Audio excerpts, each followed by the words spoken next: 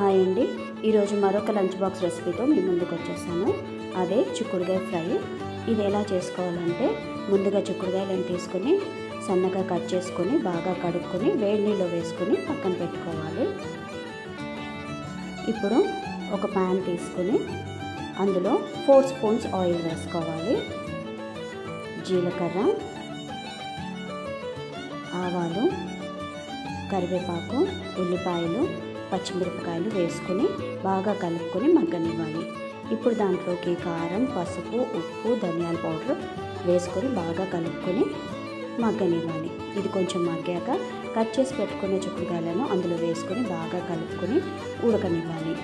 మధ్య మధ్యలో మూత తీసుకుంటూ అడుగంటకుండా కలుపుకుంటూ ఉండాలి. ఇది బాగా ఉడికిపోయాక అందులో కొత్తిమీర వేసుకొని బాగా కలుపుకొని ఒక 5 నిమిషాలు మగ్గనిచ్చి స్టవ్ ఆఫ్ చేసుకుంటే ఎంతో రుచికరమైన చిక్కుడుకాయ ఫ్రై రెడీ అయిపోయినట్టే.